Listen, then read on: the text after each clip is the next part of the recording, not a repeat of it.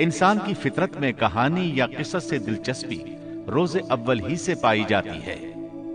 قصص کا لفظ عام طور پر کہانی یا داستان کے لیے استعمال ہوتا ہے، لیکن قرآن مجید میں انبیاء کے جو قصے بیان کیے گئے ہیں ان کی غرض و غایت کچھ اور ہی ہے۔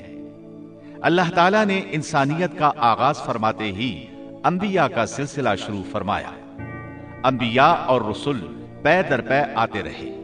کہا جاتا ہے کہ رسولوں کی تعداد 300 سے زائد ہے اور انبیاء کی تعداد 1,24,000 سے زائد ہے۔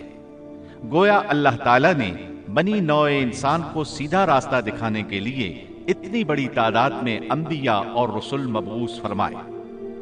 قرآن کریم کے بیان کردہ قصص حقیقت پر مبنی ہیں، اس لیے دوسرے تمام قصص اور واقعات سے امتیازی حیثیت رکھتے ہیں۔ ان کا تعلق خیالات اور ذہنوں سے گھڑی ہوئی باتوں سے نہیں، بلکہ وہ زمین پر واقع ہو چکے۔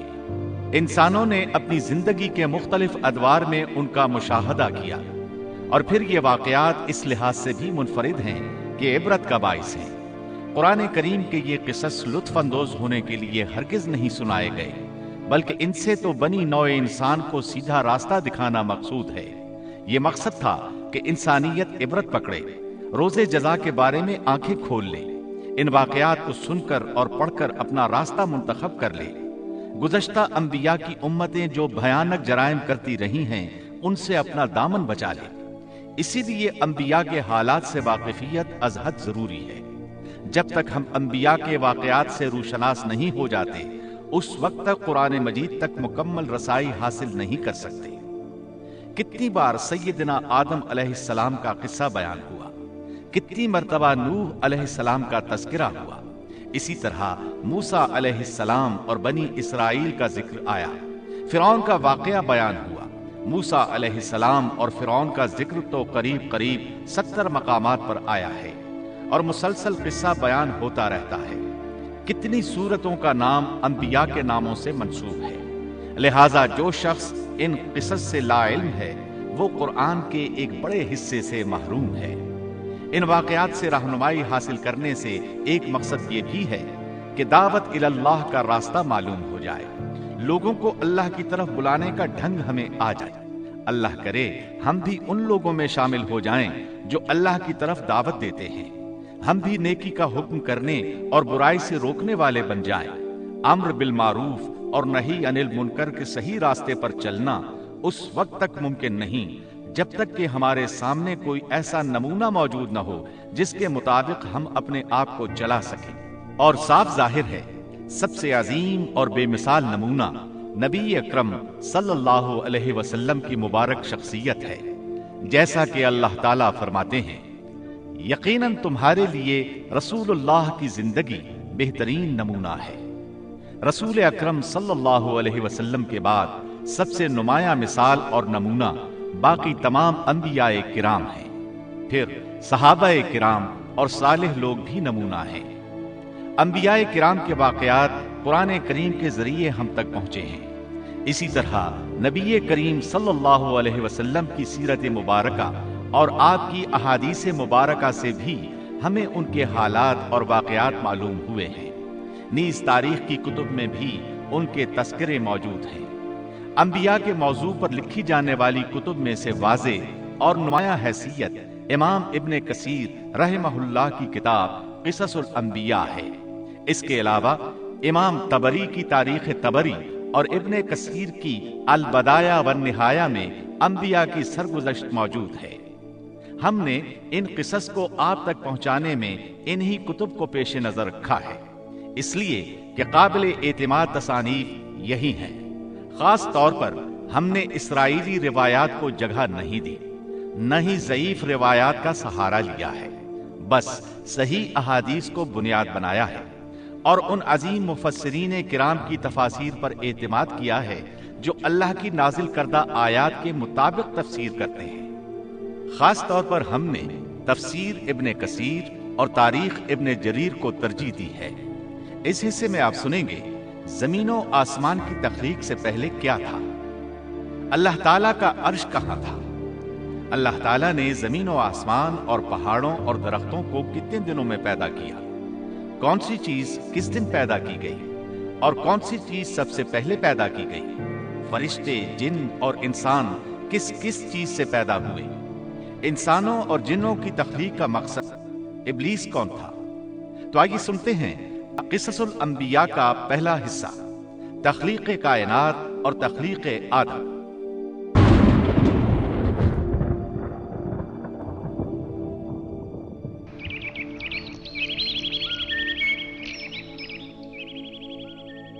अल्लाह ताला फरमाते हैं, अल्लाह हर चीज का पैदा करने वाला है और वही हर चीज पर कुदरत रखने वाला है। अल्लाह ताला वो है जिसने आसमानों, जमीन और उनके दरमियान की सब चीजों को 6 दिन में पैदा कर दिया, फिर अर्श पर जलवा फरमा हुआ। मजीद अल्लाह ताला सूरतुल हदीद आयत 4 में फरमाते हैं, वही है जिसने आसमानों और जमीन को 6 दिन में पैदा किया, फिर अर्श पर जलवा फरमा हुआ। वो खूब जानता है उस चीज को जो जमीन में जाए और जो उससे निकले और जो आसमान से नीचे आए और जो कुछ उसमें चढ़कर जाए, और जहां कहीं तुम हो वो तुम्हारे साथ है और अल्लाह तुम्हारे आमाल को देख रहा है। इसी तरह अल्लाह ताला सूरह हूद आयत 7 में फरमाते हैं, और अल्लाह ही वो जात है जिसने 6 दिन में आसमानों और जमीन को पैदा फरमाया और उसका अर्श पानी पर था। इमाम अहमद बिन हम्बल रहमतुल्लाह अलैह ने अबू रजीन उकैली से बयान किया है, उन्होंने कहा, ऐ अल्लाह के रसूल सल्लल्लाहु अलैहि वसल्लम, आसमानों और जमीन को पैदा करने से पहले हमारा परवरदिगार कहां था? आपने फरमाया, अमा में था, यानी अल्लाह के सिवा कुछ भी न था। न उसके ऊपर हवा थी और न उसके नीचे हवा थी, मतलब ये कि कुछ न था। फिर उसने पानी पर अपना अर्श पैदा किया। गोया ये थी मखलूक की इब्तिदा। इमाम अहमद, इमाम तिरमिजी, इमाम अबू दाऊद और बहुत से दूसरे मुहद्दिसीन रहमहुमुल्लाह ने सैयदना उबादा बिन सामिद रजी अल्लाह अन्हु की रिवायत बयान की है। वो कहते हैं, मैंने रसूल अकरम सल्लल्लाहु अलैहि वसल्लम को फरमाते हुए सुना। आप फरमा रहे थे, बिला शुबा अल्लाह ने सबसे पहले कलम को पैदा किया, फिर अल्लाह ने उसको हुक्म दिया, लिख। चुनाचे वो उसी वक्त चल पड़ा और क़यामत के दिन तक होने वाली हर चीज लिख दी।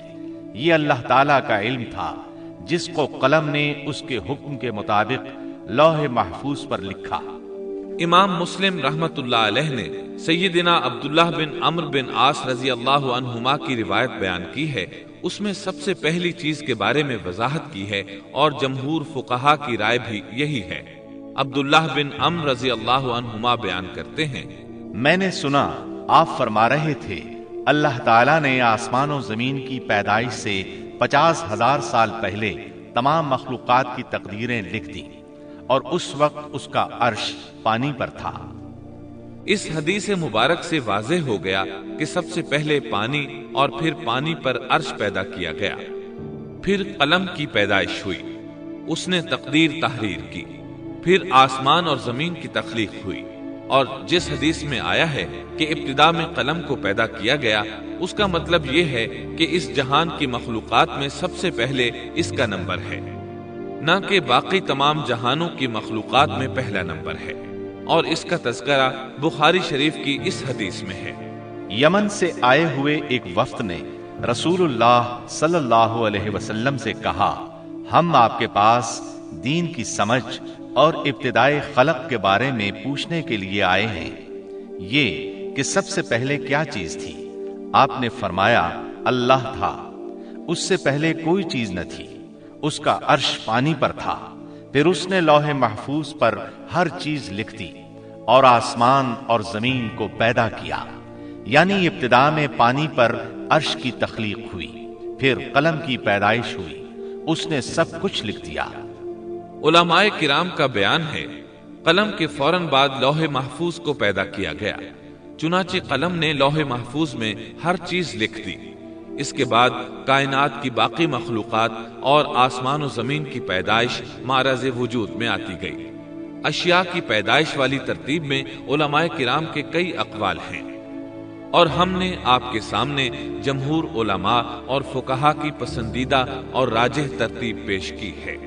آسمان اور زمین کی مخلوقات کی ترتیب کیا ہے، اس بارے میں امام مسلم رحمت اللہ علیہ نے سیدنا ابو ہریرہ رضی اللہ عنہ کی روایت پیش کی ہے۔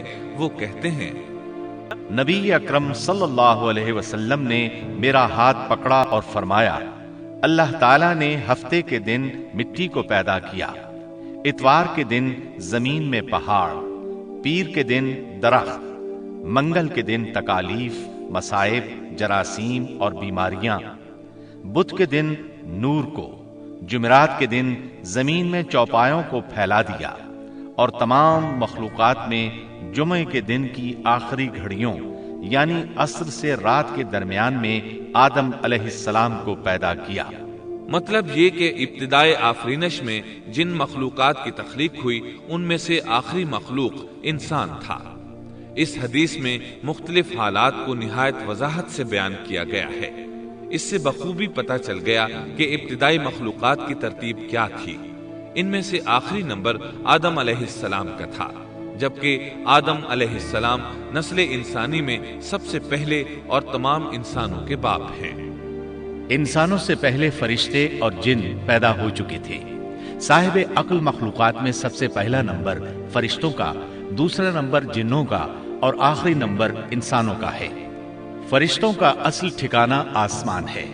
اللہ تعالیٰ سورۃ الشورى آیت 5 میں فرماتے ہیں، قریب ہے کہ آسمان اپنے اوپر سے پھٹ پڑے اور تمام فرشتے اپنے رب کی تسبیح اور تحمید بیان کر رہے ہیں اور زمین والوں کے لیے استغفار کر رہے ہیں۔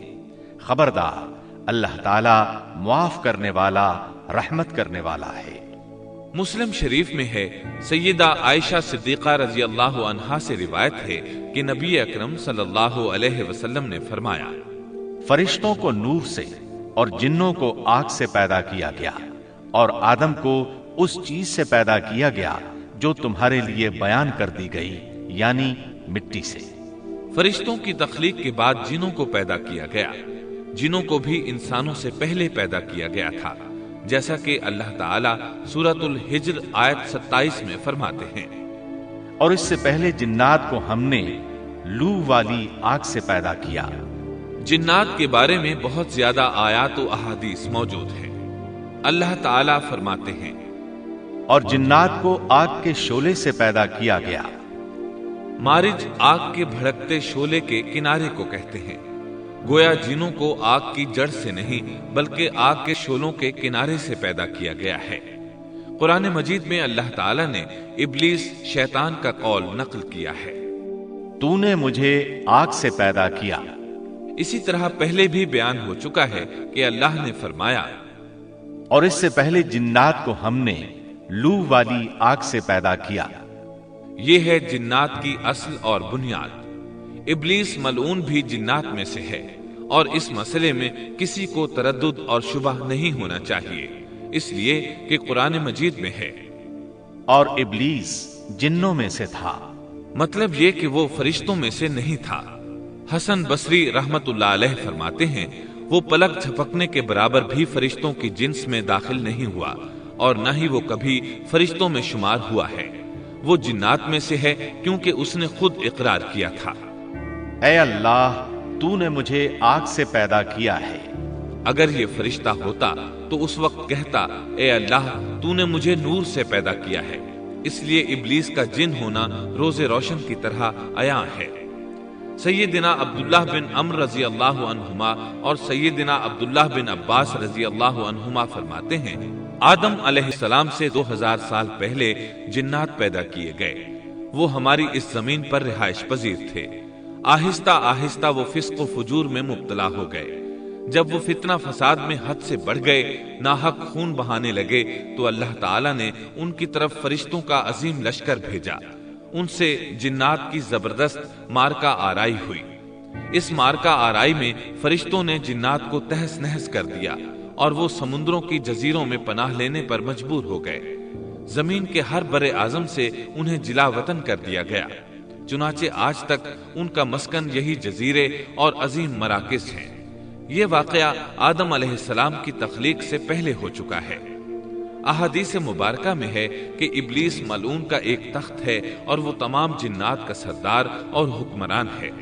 اس کا شاہی تخت پانی پر ہے، اگرچہ اس کی متعین جگہ ہمیں معلوم نہیں۔ یہاں تک ذکر تھا سیدنا آدم علیہ السلام کی پیدائش سے پہلے کا۔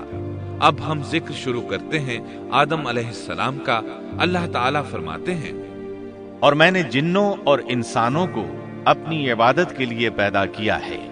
اللہ تعالیٰ نے ہمارے باپ کو کیوں پیدا فرمایا؟ ہمیں کیوں پیدا فرمایا؟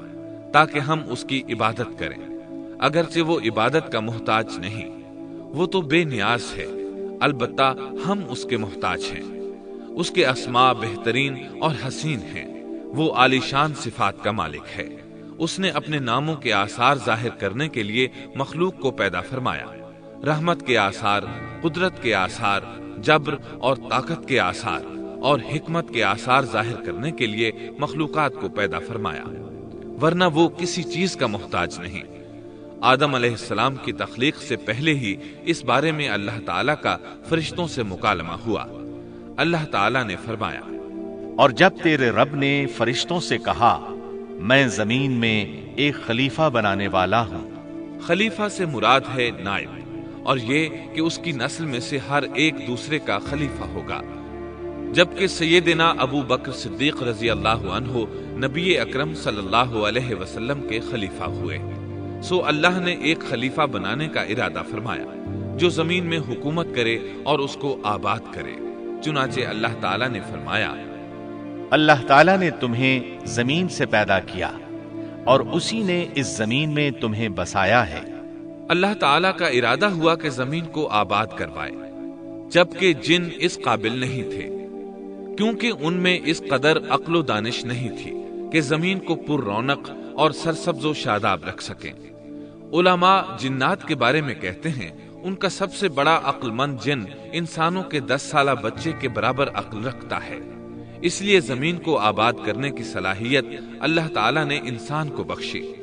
اللہ نے انسان کو بہترین ڈھانچے اور حسین ترین شکل و صورت سے نوازا، پھر اپنی روح اس میں پھونکی۔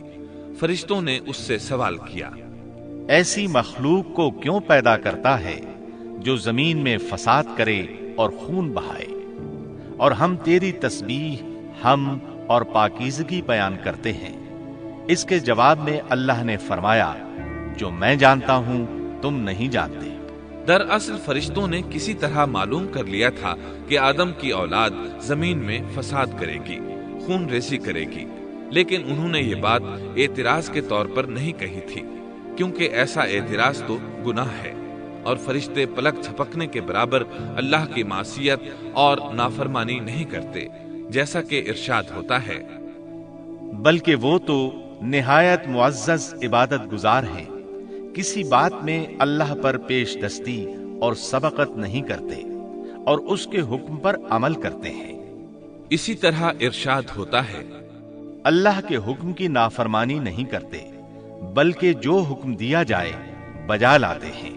اس لیے فرشتوں کا یہ پوچھنا وضاحت طلبی کے لیے تھا، وہ تو انسان کے پیدا کرنے کی وجہ پوچھ رہے تھے۔ وہ زمین میں جنات کے اعمال اور کرتوت کا مشاہدہ کر چکے تھے، یعنی اللہ تعالیٰ نے انہیں پیدا کر کے اختیار دیا تو وہ فتنہ و فساد اور فسق و فجور میں مبتلا ہو گئے، اور اب ایک اور مخلوق زمین میں بسائی جا رہی تھی، تو اس بات کا امکان تھا کہ یہ مخلوق بھی ان کے نقش قدم پر چلے۔ اس لیے فرشتوں نے تعجب اور حیرت کی بنا پر یہ سوال کیا تھا، اور پوچھنے کا مقصد یہ تھا کہ کیا یہ بھی جنوں کی طرح ہوں گے؟ اس طرح انہیں یہ خدشہ لاحق ہوا کہ شاید ان سے اللہ کی عبادت میں کوتاہی یا کمی واقع ہوئی ہے، جس کی وجہ سے اللہ کو نئی مخلوق پیدا کرنا پڑی۔ اس لیے ان کی بات میں یہ بھی تھا کہ ہم تیری حمد اور ثنا بیان کرتے ہیں۔ بہرحال ان کے سوال کے دو مقصد تھے، کیا یہ جنوں کی طرح فساد کرنے والی قوم ہے؟ کیا ہم سے تیری عبادت میں کوتاہی ہوئی ہے؟ اس پر اللہ تعالیٰ نے فرمایا، جو میں جانتا ہوں وہ تم نہیں جانتے۔ اس موقع پر فرشتوں کے ذہنوں میں ایک اور بات بھی آئی۔ وہ آپس میں کہنے لگے کہ اللہ تعالیٰ جو بھی مخلوق پیدا کرے گا وہ ہم سے زیادہ معزز اور عالم نہیں ہو سکتی۔ یعنی جب فرشتوں نے باقی مخلوقات کا جائزہ لیا، مثلا آسمان، زمین، پہاڑ، جن، चौपायों वगैरह का, तो उन्होंने सोचा ये हमसे ज्यादा मर्तबे वाली नहीं है, लिहाजा ये मखलूक भी पैदा हो रही है तो ये हमसे ज्यादा मर्तबा नहीं रखती। ये हमारा खास मुकाम है कि अल्लाह की तस्बीह में मसरूफ हैं, कुफ्र से महफूज हैं, हर हुक्म बजा लाते हैं, अल्लाह के तमाम अहकामात पूरे करते हैं, आसमान और जमीन में उसका हुक्म नाफिज करते हैं और अल्लाह के नजदीक हम सबसे ज्यादा शरफ वाले हैं। लिहाजा अगर ये नई मखलूक इंसान भी पैदा हो जाए तो क्या हुआ, हमसे ज्यादा मुअज़्ज़ज़ और इल्म वाली तो नहीं होगी। बहरहाल जब अल्लाह ताला ने आदम को पैदा किया तो जमीन की मिट्टी लाने का हुक्म फरमाया। चुनाचे अल्लाह ताला के पास मिट्टी लाई गई। इमाम तिर्मिजी, इब्ने हिब्बान और इमाम अहमद रहमतुल्लाह अलैहिम ने एक हदीस बयान की है जिसके अल्फाज कुछ यूं हैं। अल्लाह ताला ने आदम अलैहिस्सलाम को मिट्टी की एक मुट्ठी से पैदा फरमाया। इस मिट्टी को अल्लाह ताला ने पूरी जमीन से उठवाया था। यही वजह है कि आदम की औलाद जमीन के लिहाज से ही ज़हूर पजीर हुई। बाज सुर्ख रंग के हैं तो बाज स्याह और बाज सफेद और कुछ इसके दरमियान दरमियान में हैं। बाज नेक हैं, बाज खबीस और कुछ पाकीज़ा किस्म के हैं। इंसान की तख्लीक मिट्टी से शुरू हुई। इस मिट्टी को पानी से तर किया गया तो ये तीन बन गई। इसी वजह से कुरान मजीद की बाज़ आयात में तुराब का लफ्ज आया है। तुराब खुश्क मिट्टी को कहते हैं और बाज़ आयात में तीन का लफ्ज आया है। तीन तर और भीगी मिट्टी को कहते हैं। अल्लाह ताला फरमाते हैं खलक़हू मिन तुराब, यानी आदम को तुराब से पैदा किया गया। मिट्टी की आम हालत को तुराब कहते हैं। और फरमाया, जब आपके रब ने फरिश्तों से कहा कि मैं मिट्टी से बशर को पैदा करने वाला हूं, जब इस मिट्टी को पानी से ज्यादा भिगोया गया तो वो लेसदार होना शुरू हो गई।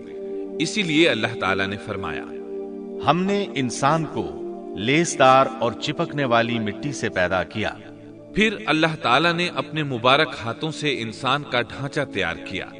अल्लाह ने फरमाया, मैंने अपने दोनों हाथों से पैदा किया। अल्लाह ताला ने इंसान की खिलकत फरिश्तों के स्पुर्द न की, बल्कि बजाते खुद उसे तख्लीक के मराहिल से गुजारा और अपने हाथों से उसकी तस्वीर कशी की।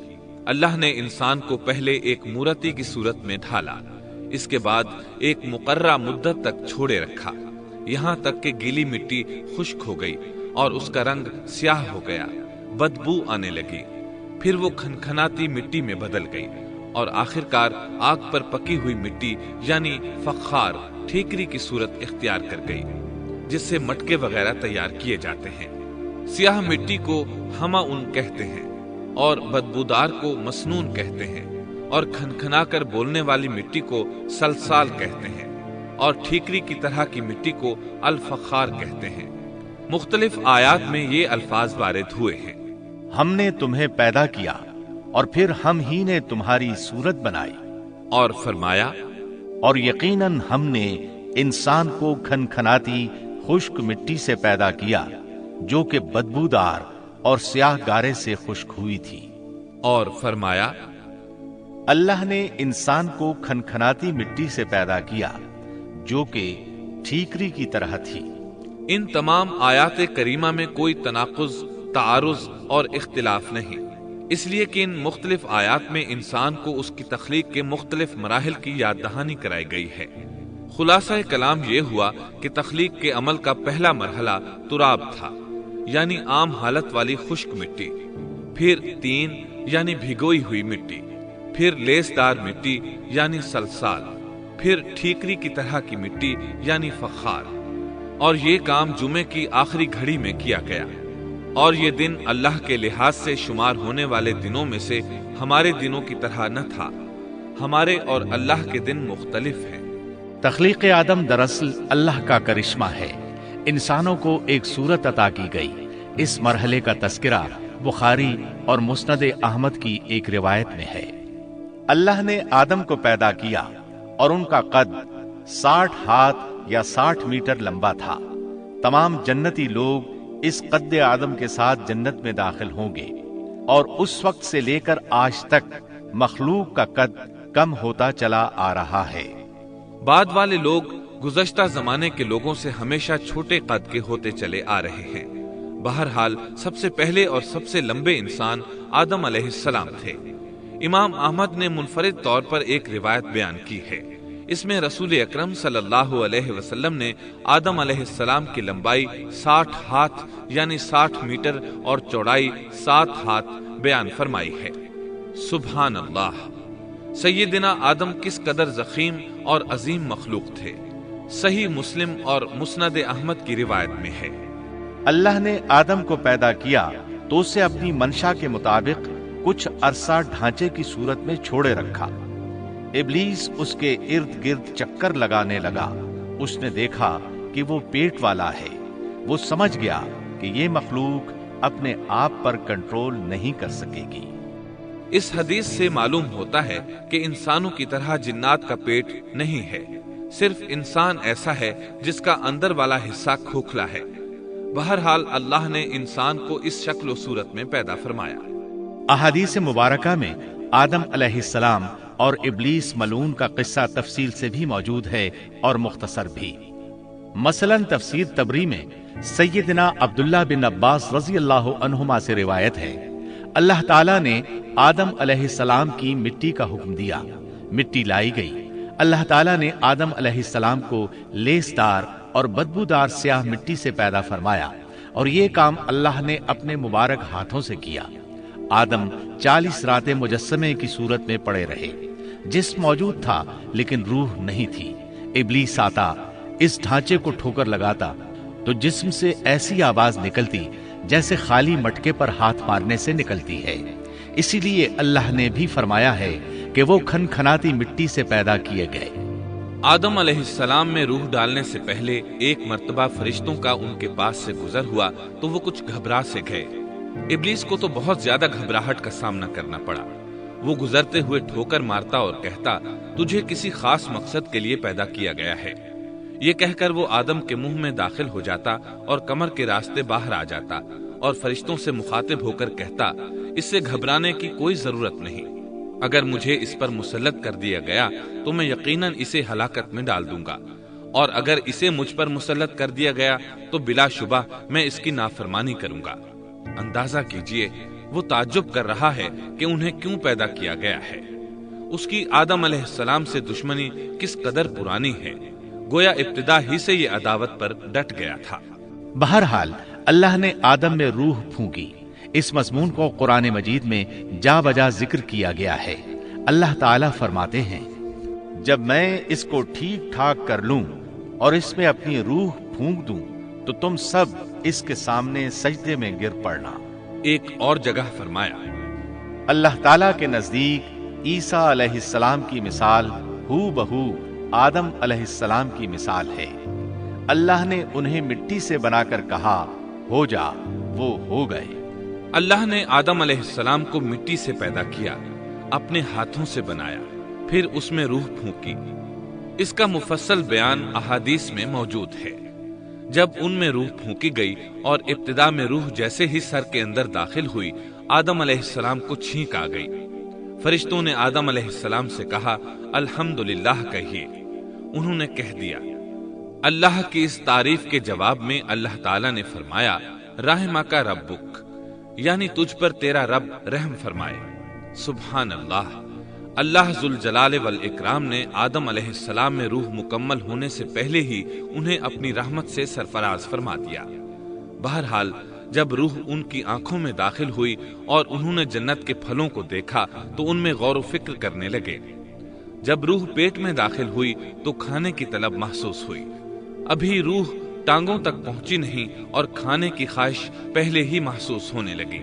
इस जल्दबाजी और उजलत की वजह से अल्लाह ताला ने फरमाया, इंसान जल्दबाज मखलूक है। क़िससुल अंबिया, दूसरा हिस्सा, शैतान की दुश्मनी। जब आदम अलैहिस्सलाम को पैदा कर दिया गया तो अल्लाह ताला ने उनकी पुश्त पर हाथ फेरा।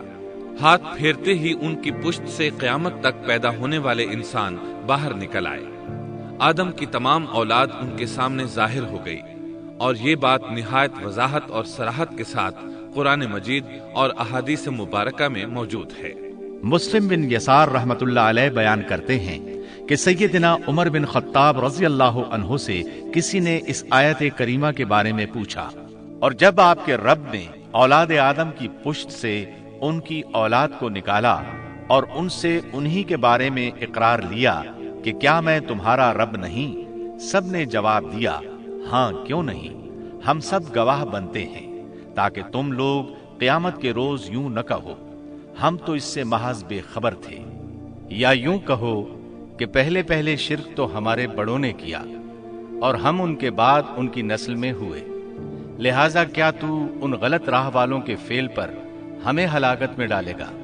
سیدنا عمر رضی اللہ عنہ نے اس شخص کے سوال کے جواب میں فرمایا، میں نے سنا ہے کہ رسول اللہ صلی اللہ علیہ وسلم فرما رہے تھے، اللہ نے آدم علیہ السلام کو پیدا کیا، پھر اپنے دائیں ہاتھ کو اس کی پشت پر پھیرا اور اس سے نسل انسانی کو باہر نکالا اور ان کی طرف اشارہ کر کے فرمایا، میں نے انہیں جنت کے لیے پیدا کیا ہے اور یہ جنت والوں کے اعمال کریں گے۔ پھر اپنے ہاتھ کو دوبارہ آدم علیہ السلام کی پشت پر پھیرا اور اس سے نسل انسانی کو باہر نکالا اور ان کی طرف اشارہ کر کے فرمایا، میں نے انہیں آگ کے لیے پیدا کیا ہے اور یہ آگ والوں کے اعمال کریں گے۔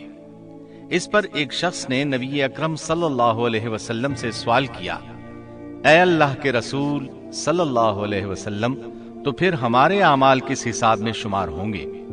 آپ نے جواب میں فرمایا، اللہ تعالیٰ جب کسی بندے کو جنت کے لیے پیدا کرتا ہے تو اس سے جنت والوں کے کام کرواتا ہے، حتیٰ کہ جنت والے اعمال میں سے ہی کسی عمل پر اس کا موت سے سامنا ہوتا ہے، اس وجہ سے اللہ اسے جنت میں داخل کرتا ہے، اور جب اللہ کسی بندے کو آگ کے لیے پیدا کرتا ہے تو اسے آگ والے اعمال پر لگا دیتا ہے، یہاں تک کہ وہ آگ والے اعمال میں سے کسی عمل پر مرتا ہے، اس کی وجہ سے اللہ اسے آگ میں داخل کر دیتا ہے۔ ہر شخص کے لیے اس کام میں آسانی پیدا کر دی جاتی ہے جس کے لیے وہ پیدا کیا گیا ہے۔ لیکن یہ بات ذہن میں ہر وقت موجود رہنی چاہیے کہ اللہ نے انسان کو اختیار دے رکھا ہے کہ وہ اپنی عقل اور فکر کی روشنی میں اللہ کے احکامات پر عمل پیرا ہو کر خود کو جنتی بنا لے، یا عقل کا درست استعمال نہ کرتے ہوئے شیطان کا پٹا گلے میں ڈال لے اور جہنم میں جگہ بنا لے۔ یہ تو اللہ نے انسان کو اختیار دے رکھا ہے، اس کی مرضی کہ جنت والے اعمال کرے یا جہنم والے۔ ہر انسان میں دونوں طرف جانے کی طاقت اور صلاحیت موجود ہے۔ اللہ نے انسان کو مجبور نہیں بنایا، البتہ ہر انسان کو جو بھی رویہ اختیار کرنا تھا اللہ کو اس کا علم تھا، اور اس کا علم برحق ہے، قطعی ہے، اس میں کوئی غلطی نہیں ہو سکتی، اس لیے اس نے اپنے علم کے مطابق تقدیر لکھ دی۔ اب ہم جو کچھ کرتے ہیں تقدیر سے مجبور ہو کر نہیں کرتے، بلکہ اپنے اختیار سے کرتے ہیں، اور چونکہ تقدیر بھی اللہ کے حکم سے لکھی گئی اس لیے اس میں بھی کوئی خطا واقع نہیں ہوتی۔ لہذا تقدیر کا یہ مطلب نہیں کہ انسان تقدیر کی بنا پر ہدایت ماننے یا نہ ماننے پر مجبور ہے، ایسی بات قطعاً نہیں۔ اور درست بات یہ ہے کہ تقدیر کا مسئلہ بہت زیادہ پیچیدہ ہے اور مشکل ترین مسائل میں سے ہے، یہاں اس کی تفصیل کا موقع نہیں۔ جب اللہ نے آدم علیہ السلام کو پیدا کر لیا اور اس میں اپنی روح پھونک دی تو فرشتوں کو حکم دیا کہ آدم کو سجدہ کریں۔ ابلیس ایک بہت نیک اور بزرگ جن تھا، اس نے کبھی اللہ کی نافرمانی نہیں کی تھی، اسی بنا پر وہ بلند مرتبہ پا کر فرشتوں میں شامل ہو چکا تھا، لیکن فرشتوں کی جنس سے قطعاً نہیں تھا۔ اللہ نے اسے اطاعت اور فرما برداری کا صلہ دیا تھا، اس کی عزت اور اکرام کرتے ہوئے آسمان میں بسایا تھا، لمحہ بھر کے لیے بھی اس نے اللہ کی نافرمانی نہیں کی تھی، اور پھر اللہ نے آدم کو سجدہ کرنے کا حکم دیا، اور اس حکم کے مخاطب فرشتے اور ابلیس تھے۔ صرف فرشتوں کے لیے یہ حکم نہیں تھا بلکہ ابلیس بھی اس حکم میں شامل تھا، کیونکہ اللہ تعالیٰ فرماتے ہیں، اور یقیناً ہم نے تمہیں پیدا کیا، پھر ہم ہی نے تمہاری صورت بنائی، پھر ہم نے فرشتوں سے کہا کہ آدم کو سجدہ کرو، تو سوائے ابلیس کے سبھی نے سجدہ کیا، وہ سجدہ کرنے والوں میں شامل نہ ہوا۔ اللہ تعالیٰ نے فرمایا، تجھے کس چیز نے سجدے سے روک دیا جبکہ میرا حکم تیرے لیے بھی تھا؟ تو اس سے ثابت ہوا اس حکم میں فرشتوں کے ساتھ ابلیس بھی شامل تھا، کیونکہ قرآن میں از امرتک کے الفاظ ہیں۔ اس کا مطلب ہے کہ میں نے تجھے حکم دیا تھا، اور پھر ابلیس نے جواب میں یہ نہیں کہا کہ تو نے تو مجھے حکم ہی نہیں دیا تھا، بلکہ اس نے سجدہ نہ کرنے کی وجہ یہ بتائی۔ اس نے کہا میں سجدہ کیوں کروں، میں اس سے بہتر ہوں، اس لیے کہ تو نے مجھے آگ سے پیدا کیا اور اسے مٹی سے۔ تو پھر کہا اللہ نے حکم دیا تو اس سے نیچے اتر جا۔ غرض جب ابلیس نے نافرمانی کی، سرکشی اور تکبر کا مظاہرہ کیا، تو اس وقت اللہ تعالیٰ اور اس کے درمیان مکالمہ ہوا۔ اللہ نے اس کی سرکشی دیکھ کر اسے سزا دیتے ہوئے فرمایا، اس جنت سے اتر جا، تجھے کوئی حق حاصل نہیں کہ تو اس جنت میں رہ کر تکبر کرے۔ ابلیس نے جواب میں کہا مجھے قیامت کے دن تک مہلت دے دیجئے، یعنی اتنی لمبی عمر دے دیجئے کہ میں قیامت تک زندہ رہوں، موت نہ آئے۔ اللہ نے فرمایا تجھے مہلت دے دی گئی، لیکن ایک وقت مقررہ تک۔ اور جب شیطان اس طرف سے مطمئن ہو گیا کہ اسے مہلت مل گئی، تب اس نے کہا چونکہ تو نے مجھے گمراہ کر دیا ہے، اس وجہ سے میں قسم کھاتا ہوں کہ میں انسانوں کی گمراہی کے لیے تیرے سیدھے راستے پر بیٹھ جاؤں گا، پھر ان کے آگے سے، ان کے پیچھے سے، ان کے دائیں سے، ان کے بائیں سے، ان کے پاس آؤں گا، اور آپ ان میں سے اکثر لوگوں کو شکر گزار نہیں پائیں گے۔ اللہ تعالیٰ نے شیطان کا رد کرتے ہوئے فرمایا، یہاں سے ذلیل و خوار ہو کر نکل جا۔ ان میں سے جو شخص بھی تیرا حکم مانے گا، میں ایسے تمام گمراہوں سے جہنم کو بھر دوں گا۔ جو انسان بھی تیرا پیروکار بنے گا، وہ جہنم کا مستحق اور حقدار ٹھہرے گا۔ قرآن مجید میں دوسرے مقامات پر بھی اس گفتگو کو نئے پیرائے میں دہرایا گیا ہے۔ مثلاً اللہ نے فرمایا، یقیناً ہم نے انسان کو کھنکھناتی مٹی سے پیدا فرمایا ہے جو کہ سڑے ہوئے گارے کی تھی، اور اس سے پہلے ہم نے جنات کو لو والی آگ سے پیدا کیا۔ اور جب تیرے پروردگار نے فرشتوں سے فرمایا میں انسان کو سیاہ بدبودار کھنکھناتی مٹی سے پیدا کرنے والا ہوں، جب میں اسے پورا بنا چکوں اور اس میں اپنی روح پھونک دوں تو تم سب اس کے لیے سجدے میں گر پڑنا۔ چنانچہ تمام فرشتوں نے سجدہ کیا سوائے ابلیس کے، اس نے سجدہ کرنے والوں میں شمولیت اختیار کرنے سے صاف انکار کر دیا۔ اللہ تعالیٰ نے فرمایا اے ابلیس تجھے کیا ہوا کہ تو سجدہ کرنے والوں میں شامل نہ ہوا؟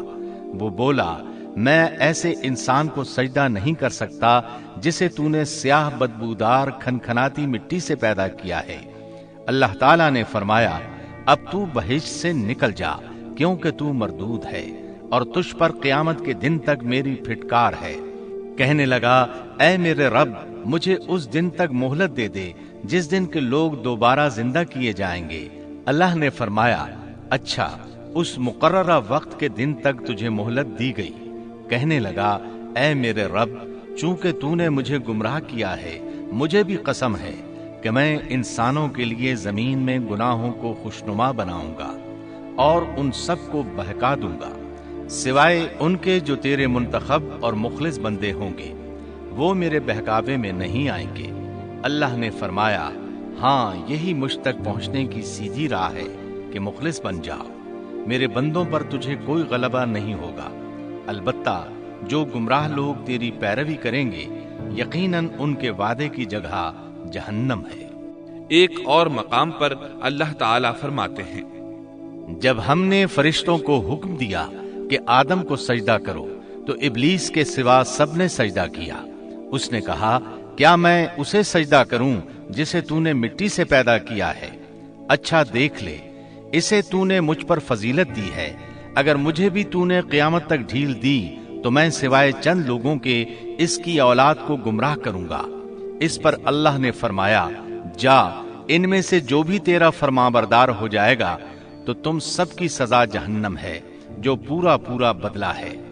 ان میں سے تو جسے بھی اپنی آواز کے ساتھ بہکا سکتا ہے بہکا لے، اور ان پر اپنے سوار اور پیادے چڑھا لا، یعنی اپنے گھڑ سوار لشکر اور پیدل لشکر کو چڑھا کر لے آ، اور اپنا ہر داؤ، ہر ترکیب اور ہر اسلحہ استعمال کر لے، اور ان کے مالوں اور اولاد میں بھی شرکت کر لے، اور تو انہیں دل بہلانے والے وعدے دے لے، یعنی ان کے برے اعمال بنا سنوار کر انہیں دکھا، اور غلط خواہشات دلا، جنت، دوزخ اور دوبارہ زندہ نہ ہونے کے وعدے دے، اور ان سے شیطان کے جتنے بھی وعدے ہوتے ہیں سب کے سب سراسر فریب ہیں۔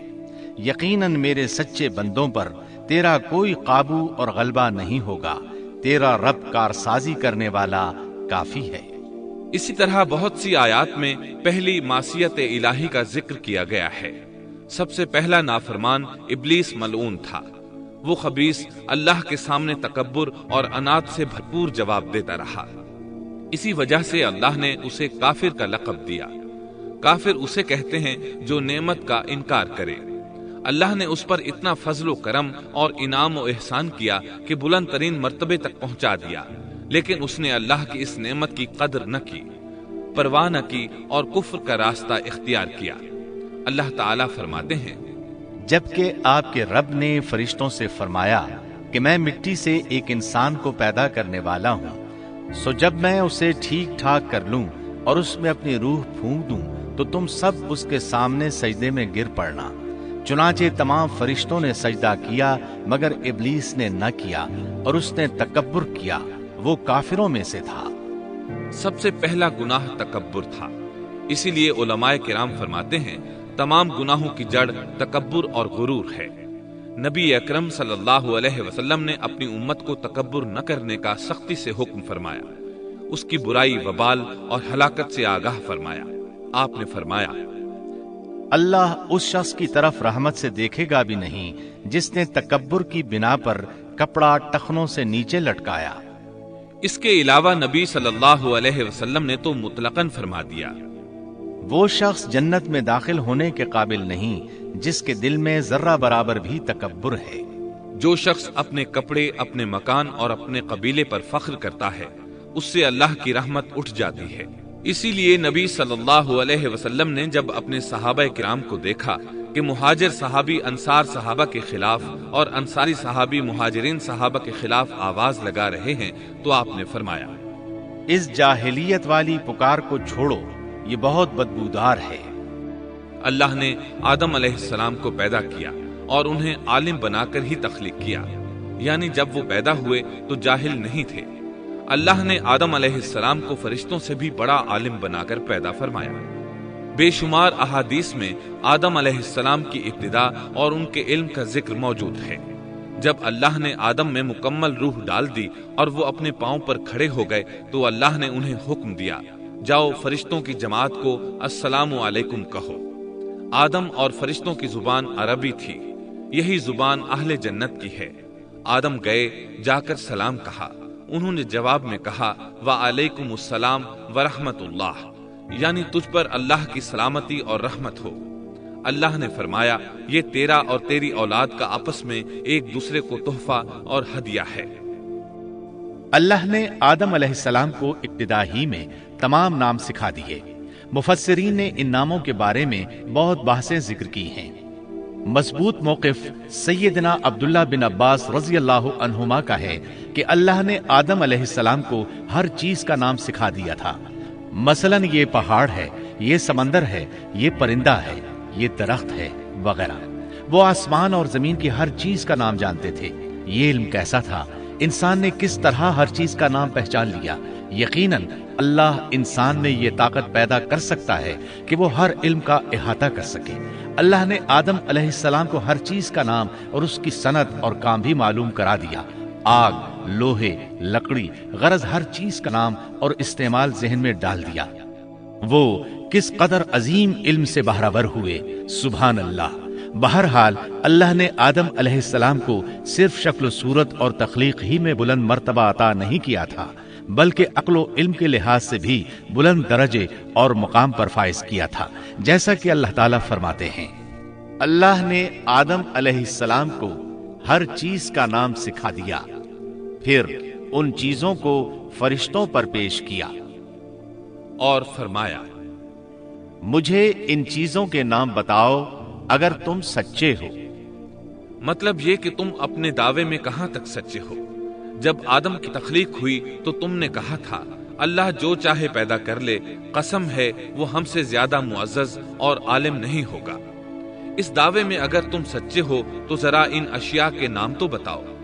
اللہ تعالیٰ نے آدم علیہ السلام کا زیادہ معزز ہونا، مکرم ہونا اور علم و معرفت والا ہونا واضح کرنے کے لیے فرشتوں کو حکم دیا کہ آدم علیہ السلام کو سجدہ کریں۔ یہ سجدہ تعظیمی تھا، عبادت والا سجدہ نہیں تھا۔ سجدہ تعظیمی پہلے وقتوں میں جائز تھا، لیکن اب حرام ہے۔ اسی لیے تو یعقوب علیہ السلام، ان کی بیوی اور 11 بیٹوں نے یوسف علیہ السلام کو سجدہ کیا تھا۔ بہرحال فرشتوں نے آدم علیہ السلام کو سجدہ کیا۔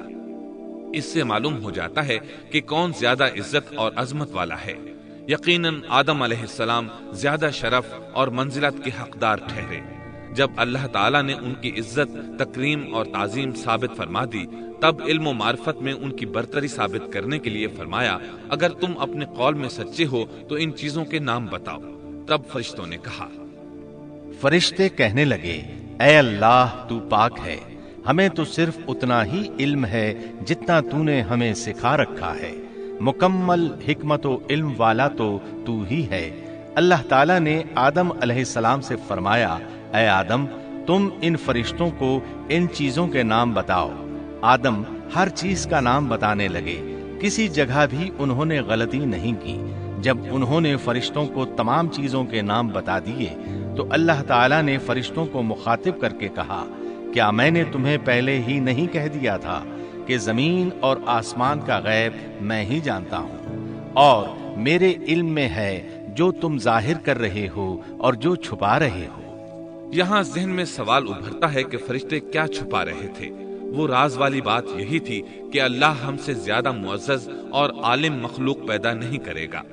واضح رہے، ہم آپ کو صرف واقعات ہی نہیں سنا رہے، صرف سیرت اور تاریخ ہی بیان نہیں کر رہے، بلکہ قرآن بھی پڑھ پڑھ کر سنا رہے ہیں۔ اور قرآن کو اس وقت تک سمجھنا محال ہے جب تک کہ ان واقعات کی تفصیل موجود نہ ہو۔ خیر، اس کے بعد اللہ تعالیٰ نے اماں حوا کو پیدا فرمایا۔ انہیں آدم علیہ السلام کے فوراً بعد پیدا نہیں فرمایا، بلکہ آدم علیہ السلام نے کافی عرصہ جنت میں تنہا بسر کیا، اور حدیث میں ہے کہ وہ وحشت محسوس کرتے تھے، تنہائی کو شدت سے محسوس کرنے لگے تھے۔ آخرکار ایک روز جب وہ سو رہے تھے تو اللہ تعالیٰ نے ان کی بائیں پسلی سے اماں حوا علیہ السلام کو پیدا فرمایا اور آدم علیہ السلام کا ہم سفر بنا دیا۔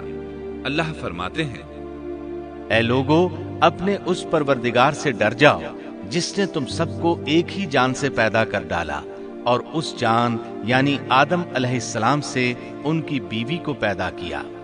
آدم علیہ السلام کے وجود ہی سے حوا کا وجود بنایا گیا، وہ کوئی الگ مخلوق نہیں تھی۔ جب آدم علیہ السلام بیدار ہوئے تو انہوں نے اپنے قریب ایک عورت کو بیٹھے دیکھا۔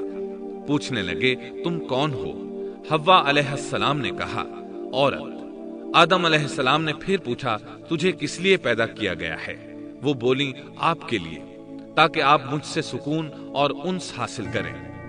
جب فرشتوں نے آدم علیہ السلام کو ایک عورت سے باتیں کرتے دیکھا تو کہنے لگے، اب ایک اور نئی مخلوق پیدا کی گئی ہے۔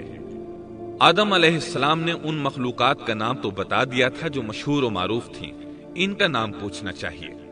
انہوں نے آدم علیہ السلام سے سوال کیا، انہوں نے فوراً جواب دیا، حوا، اس لیے کہ اللہ نے تو آپ کو ہر چیز کا نام سکھا دیا تھا۔ فرشتوں نے کہا، ان کا نام حوا کیوں رکھا گیا ہے؟ آدم علیہ السلام نے جواب دیا، اس لیے کہ اسے ایک زندہ چیز سے پیدا کیا گیا ہے، حیات کی نسبت سے حوا نام رکھا گیا۔ مسلم شریف میں ہے، سیدنا ابو ہریرہ رضی اللہ عنہ روایت کرتے ہیں کہ رسول اللہ صلی اللہ علیہ وسلم نے فرمایا، جو شخص اللہ اور آخرت کے دن پر ایمان رکھتا ہے، جب وہ کسی معاملے کے لیے حاضر ہو تو بھلائی والی بات کرے یا خاموش رہے، اور عورتوں کے بارے میں بھلائی کی وصیت حاصل کر لو، یعنی ان کے ساتھ اچھا سلوک کرو، کیونکہ عورت پسلی سے پیدا کی گئی ہے، اور پسلی میں زیادہ ٹیڑھا حصہ اوپر والا حصہ ہوتا ہے۔ اگر تم اس کو سیدھا کرنا چاہو گے تو توڑ ڈالو گے، اور اگر اس کو چھوڑ دو گے تو وہ اسی طرح ہمیشہ ٹیڑھی رہے گی۔ عورتوں کے بارے میں بھلائی کی وصیت حاصل کر لو۔ مطلب یہ کہ اسی حالت میں گزر بسر کرو، عورتوں کے بارے میں بھلائی کی وصیت حاصل کر لو۔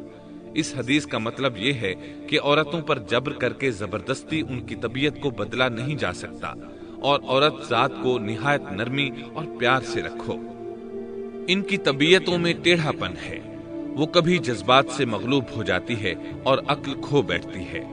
اگر کوئی اسے سیدھا کرنا چاہے تو اس سے لا تعلقی، دوری اور طلاق کی نوبت آ جائے گی۔ اگر اسے چھوڑ دو گے تو ٹیڑھا پن برقرار رہے گا۔ مرد کو بہت حوصلے سے اس صورتحال کو سنبھالنا چاہیے۔ احادیث میں سیدنا ابراہیم علیہ السلام کی زوجہ سیدہ سارہ علیہ السلام کا قصہ موجود ہے۔ وہ حوا علیہ السلام کے بعد کائنات کی سب سے زیادہ خوبصورت عورت تھی۔ احادیث سے یہ اشارہ ملتا ہے کہ حوا علیہ السلام ابتدائے انسانیت سے لے کر قیامت تک پیدا ہونے والی تمام عورتوں میں خوبصورت تھی۔ اب ابلیس لگا اپنے وسوسے شروع کرنے۔ آدم اور حوا علیہم السلام دونوں اللہ کے حکم سے جنت میں تھے کہ شیطان نے انہیں پھسلانے کی کوشش شروع کر دی۔ اللہ تعالیٰ فرماتے ہیں، اور ہم نے کہہ دیا اے آدم تم اور تمہاری بیوی جنت میں رہو اور جہاں سے چاہو با فراغت کھاؤ۔ جنت بھی کیسی؟ اللہ فرماتے ہیں، وہ جنت کہ جس کی چوڑائی ہی آسمانوں اور زمین کے برابر ہے۔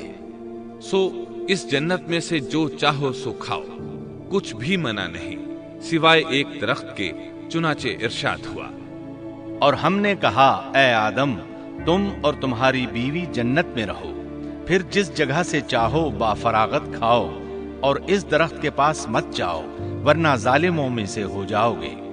ایک اور جگہ فرمایا، اور جب ہم نے فرشتوں سے کہا کہ آدم کو سجدہ کرو تو ابلیس کے سوا سب نے سجدہ کیا۔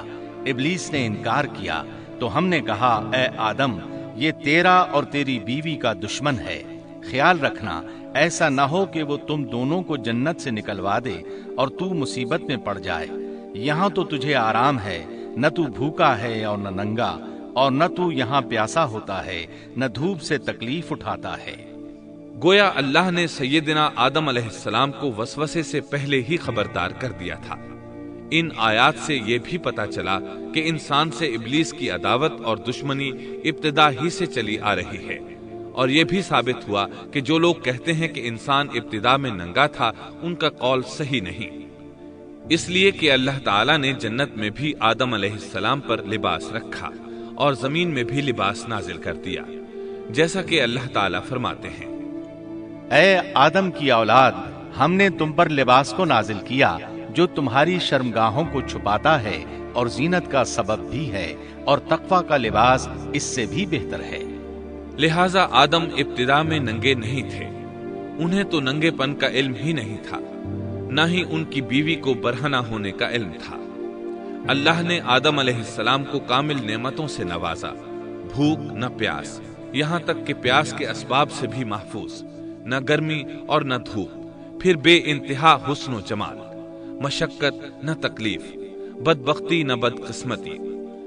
آدم اور حوا علیہ السلام کے دلوں میں وسوسہ ڈالنے کے بارے میں بھی قرآن نے روشنی ڈالی ہے۔ پھر شیطان نے ان دونوں کے دلوں میں وسوسہ ڈالا۔ یہ وسوسہ اس نے ان دونوں کو طمع دلانے کی صورت میں پورا کیا، اور یہ طمع دلائی کہ اس درخت کو کھانے سے ہمیشگی اور بقا ملتی ہے اور کبھی نہ ختم ہونے والی بادشاہت حاصل ہوتی ہے، اور اس وسوسے کا مقصد یہ تھا تاکہ ان کا پردہ بدن جو ایک دوسرے سے پوشیدہ تھا دونوں کے روبرو بے پردہ کر دے۔ ان کی شرمگاہوں کو ننگا کرنے کے لیے اس نے ایسا کیا۔ وہ دونوں کپڑے میں ملبوس تھے، ستر ڈھانپ رکھا تھا۔ جب انہوں نے اس درخت سے کھایا تو لباس نیچے گر گیا، دونوں برہنہ ہو گئے۔ یہی شیطان چاہتا تھا کہ انہیں برہنہ کر دے، اللہ کی نافرمانی پر اکسائے۔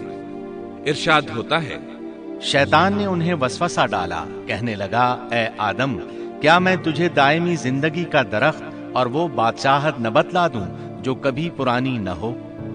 جب تم اس درخت سے کھاؤ گے تو ہمیشہ زندہ رہنے والے بن جاؤ گے اور زبردست بادشاہت حاصل کر لو گے۔ اس نے یہ تمنا بھی دلائی۔ تمہارے رب نے تم دونوں کو اس درخت سے اس لیے منع کیا ہے کہ تم دونوں فرشتے نہ بن جاؤ یا ہمیشہ زندہ رہنے والے نہ بن جاؤ۔ یعنی تم اس درخت سے کھا لو گے تو فرشتے بن جاؤ گے اور ہمیشہ قائم دائم رہو گے۔ پھر وہ وسوسہ ڈالتے ہوئے جھوٹی قسمیں کھانے لگا، جیسا کہ ارشاد ہوتا ہے، اور ان دونوں کے روبرو قسمیں کھانے لگا کہ یقین آ جائے میں آپ کا خیر خواہ ہوں۔ اللہ کی قسم کھانے لگا اور اس وقت سے جھوٹی قسموں کی ابتدا ہوئی۔ اس نے ان دونوں کو فریب دے کر بہکا لیا، جیسا کہ فرمایا فَدَلَّاهُمَا بِغُرُورٍ، یعنی دھوکے سے انہیں پھسلایا، حالانکہ انہیں کسی چیز کی کمی نہیں تھی۔ بھلا وہاں کیا محتاجی ہو سکتی تھی؟ جنت میں سکون سے زندگی بسر کر رہے تھے۔ جنت سے بڑھ کر کیا چاہیے؟ ہمیشہ کے لیے جنت مل چکی تھی۔ اللہ تعالیٰ فرماتے ہیں، ان دونوں نے جب درخت کو چکھا، دونوں کا پردہ بدن ایک دوسرے کے روبرو کھل گیا، دونوں اپنے بدنوں پر درختوں کے پتے جوڑ جوڑ کر رکھنے لگے۔ کپڑے اترنے پر دونوں کو حیا آئی، اس لیے کہ انسان کی فطرت میں برہنہ ہونے کی ناپسندیدگی شامل ہے۔ برہنہ ہو گئے تو کوئی لباس نہیں تھا، اس لیے درختوں کے پتے جوڑ کر جسم ڈھانپنے لگے۔ حدیث میں آیا ہے، آدم بھاگنے لگے تو اللہ نے پکارا، آدم مجھ سے بھاگتے ہو؟ آدم بولے، اللہ میں شرم کی بنا پر بھاگ رہا ہوں، اور اس وجہ سے کہ تیرے سامنے برہنہ کیسے رہوں، پھر یہ کہ نافرمانی کا ارتکاب بھی کر چکا ہوں۔ یہاں ایک سوال پیدا ہوتا ہے، دونوں میں سے پہلے کھانے والا کون تھا؟ اس بارے میں راجح قول یہ ہے کہ وہ حوا علیہ السلام تھی۔ انہی نے آدم علیہ السلام کو طمع دلاتے ہوئے اس غلطی پر آمادہ کیا تھا، جیسا کہ بخاری شریف میں نبی اکرم صلی اللہ علیہ وسلم نے فرمایا، اگر حوا نہ ہوتی تو کوئی عورت اپنے خاوند سے خیانت نہ کرتی۔ حوا علیہ السلام نے انہیں غلطی میں مبتلا کیا تھا۔ اگر حوا علیہ السلام نہ ہوتی تو آدم بھی خیانت میں مبتلا نہ ہوتے اور نہ معصیت میں مبتلا ہوتے۔ تب اللہ نے انہیں پکارا، کیا میں نے تم دونوں کو اس درخت سے نہیں روکا تھا؟ اور کیا یہ نہیں کہا تھا کہ شیطان تمہارا کھلا دشمن ہے؟ اب توجہ طلب بات یہ ہے کہ اس موقع پر دونوں نے کیا طرز عمل اختیار کیا؟ کیا وہ دونوں اپنی معصیت پر بضد رہے اور تکبر کرنے لگے، جیسا کہ ابلیس نے سجدہ کرنے سے انکار کیا تھا اور پھر لگا تھا اپنی معصیت پر اصرار کرنے، یا ان دونوں نے توبہ کر لی؟ جی ہاں، دونوں نے توبہ کر لی، جیسا کہ قرآن مجید میں آتا ہے، دونوں نے کہا، اے ہمارے رب، ہم نے اپنا بڑا نقصان کیا، اور اگر تو ہماری مغفرت نہ کرے گا اور ہم پر رحم نہ کرے گا تو واقعی ہم خسارہ پانے والوں میں سے ہو جائیں گے۔ اس قصے میں ایک سوال یہ ذہن میں پیدا ہوتا ہے کہ جب سیدنا آدم علیہ السلام کو ابلیس نے سجدہ نہ کیا تو اللہ تعالیٰ نے اسے مردود بنا کر جنت سے نکال دیا۔ پھر وہ سیدنا آدم علیہ السلام کو اس درخت کے قریب کس طرح لے گیا جبکہ وہ جنت سے باہر ہو چکا تھا؟ قرآن کریم میں اس بارے میں یہ الفاظ آئے ہیں، پھر شیطان نے ان کے دلوں میں وسوسہ ڈالا۔ یہ وسوسہ اس نے کیسے ڈالا جبکہ وہ جنت سے نکالا جا چکا تھا؟ مفسرین نے اس کے جواب میں لکھا ہے کہ اس نے جنت سے باہر رہ کر یہ وسوسہ ڈالا تھا۔ جیسے آج کل تار اور بغیر تار کے آواز کو دور دراز علاقوں تک پہنچایا جا سکتا ہے، ایسے ہی شیطان نے اپنی طاقت سے یہ وسوسہ ان کے دلوں تک پہنچایا۔ لگے ہاتھوں ابلیس کی حقیقت بھی سن لیں۔ ابلیس کے لفظی معنی انتہائی مایوس کے ہیں۔ یہ راندہ درگاہ ہونے کے بعد ہمیشہ ہمیشہ کے لیے اللہ کی رحمت سے مایوس ہو گیا تھا، اس لیے اسے یہ لقب ملا، ورنہ روایات کی روح سے اس کا اصل نام عزازیل تھا۔ پہلے یہ جنات میں سے تھا، اپنے رب تعالی کی اطاعت سے نکل کر ابلیس ہوا۔ اس کا علم ناقص تھا، مزاج ناپاک تھا، وہ غرور اور تکبر میں مبتلا ہو گیا تھا۔ یہاں یہ بات بھی ذہن نشین کر لیں کہ انبیاء خطا اور گناہ سے پاک ہوتے ہیں، ان پر اللہ تعالیٰ کی مستقل حفاظت اور نگرانی قائم رہتی ہے۔ اگرچہ انبیاء بھی انسان ہوتے ہیں اور تمام انسانی تقاضے انہیں لاحق ہوتے ہیں، لیکن ان کے عمل اور ارادے میں کسی قسم کی بدی اور شر کا عمل دخل قطعاً نہیں ہوتا۔ ان کا ہر قول اور عمل بلکہ ہر حرکت اور سکون کی حالت بھی انسانیت کے لیے بہترین نمونہ ہوتے ہیں۔ البتہ بشر ہونے کی وجہ سے بھول کا امکان ہوتا ہے، تاہم بھول ہو جانے کی صورت میں انہیں فوراً ہی خبردار کر دیا جاتا ہے۔ بھول ہو جانا بشری طبیعت کا خاصہ ہے۔ اللہ تعالیٰ نے ہر انسان کی فطرت میں یہ چیز رکھی ہے۔ انبیاء سے بھول چوک ہو جانے میں بھی اللہ تعالیٰ کی کئی ایک حکمتیں پوشیدہ ہیں۔ مثلاً بہت سی قومیں اپنے نبیوں کے معجزات دیکھ کر ان میں ربوبیت کی صفات کی قائل ہو گئیں، یہاں تک کہ بعض قوموں نے اپنے نبیوں کو اللہ یا اللہ کا بیٹا بھی جانا۔ جب انبیاء سے بھول اور لغزشیں ہوئیں تب گویا لوگوں پر یہ واضح کیا گیا کہ یہ الہ نہیں ہے۔ الہ ہوتے تو کس طرح ان سے بھول ہو سکتی تھی۔ اس سے یہ بتانا بھی مقصد تھا کہ انبیاء انسان ہی ہوتے ہیں، کوئی ماورائی مخلوق نہیں ہوتے۔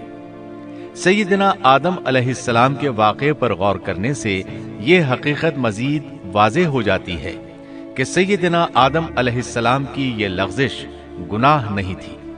ممنوع درخت کا پھل کھاتے ہی سیدنا آدم علیہ السلام اور اماں حوا کا لباس اتر گیا تھا۔ اس لباس کے بارے میں مفسرین نے لکھا ہے کہ وہ لباس دراصل نور کا تھا، یعنی وہ جنت کا خاص لباس تھا جو صرف اسی عالم میں پہنا جا سکتا ہے۔